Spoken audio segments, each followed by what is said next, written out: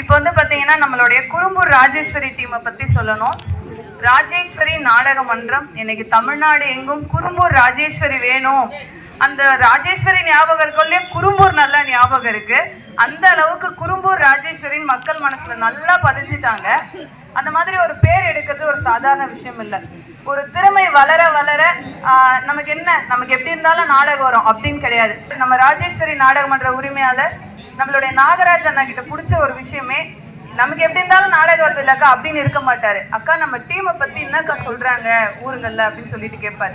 அந்த ஒரு பெருந்தன்மை எனக்கு அண்ணன் கிட்ட ரொம்ப பிடிக்கும். இந்த மாதிரி எல்லாரும் கேட்க மாட்டாங்க, எனக்கு நல்லா தானே வரும் நாடகம் அப்படின்வாங்க. அப்படி இல்லை. அதே போல எளிமை அப்படின்னா நம்ம முருகண்ணனை சொல்லலாம். மேடையில எவ்வளவு அட்டகாசம் பண்றாரு, உங்களெல்லாம் எப்படி சிரிக்க வைக்கிறாரு.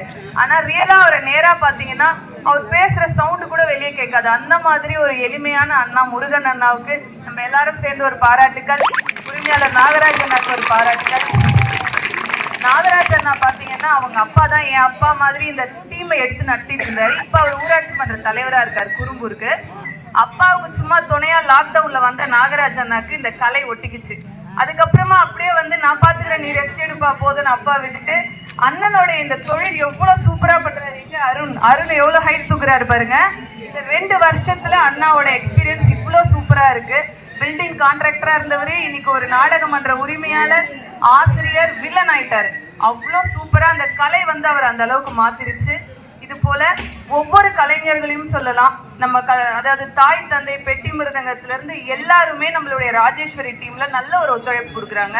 321 நாள் சென்ற ஆண்டு நம்மளுடைய நாடகத்துறையில ஒரு டீம் ஆடி இருக்குன்னா அது நம்மளுடைய குறும்பூர் ராஜேஸ்வரி தான். நீங்க எல்லாரும் அவங்களுக்கு பாராட்டுக்களை தெரிவிக்கலாம். அண்ணன் குமார் என்ன சொன்ன மாதிரி நீங்க கொடுக்குற கைத்தட்டு தான் உங்களுக்கு கோடி ரூபாய்க்கு சமம். என்னோட கைத்தட்டு சத்தமே கேட்கலையே. ஒரு நாள் கூட யாருமே லீவு கேட்காம இவ்வளவு சூப்பரா ராஜேஸ்வரி டீம் இன்னைக்கு குறும்பூர் ராஜேஸ்வரினா மக்கள் மனசுல பதிஞ்சிருக்கிறதுக்கு காரணம் ஒவ்வொரு கலைஞர்களுடைய ஒரு உழைப்பு தான். லீவே கேட்க மாட்டாங்க. முருகண்ணா வந்து பாத்தீங்கன்னா ஃபேமஸ். முருகண்ணாக்காக ஆட்ட வைக்கிறேன்னு சொல்றாங்கன்னு வச்சுக்கோங்களேன். அப்ப கலைஞர் அந்த கலையை மதிக்கிறாரு. அவரோட மகளோட திருமணத்துக்கு மட்டும்தான் லீவு. 3 மாசத்துக்கு முன்னாடியே சொல்லிட்டாரு, அந்த டேட் வாங்கும் போது சொல்லிடுமா அன்னைக்கு வரல, இல்ல லீவ் கூட எடுத்துக்கலாம்னு சொல்லிட்டு. அதுதான் கலைஞர்களை மதிக்கிற ஒரு விதம் நம்ம குறும்பூர் ராஜேஸ்வரி டீம்ல இருக்கு. எல்லா கலைஞர்களும் ஒத்துழைப்பு கொடுத்து இந்த அளவுக்கு ராஜேஸ்வரி டீமுக்கு பேர் வாங்கி கொடுத்து, அப்பாவுக்கும் பேர் வாங்கி கொடுத்து, எனக்கும் பேர் வாங்கி கொடுக்குறாங்க. ரொம்ப ரொம்ப ரொம்ப நன்றி அண்ணா. அப்பா, தாய் தகப்பன் பெட்டி மிருகங்களுக்கு நன்றி. நான் எல்லாருக்கும் நன்றிண்ணா.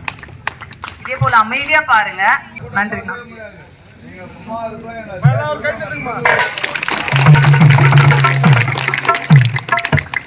வானாகி மண்ணாகி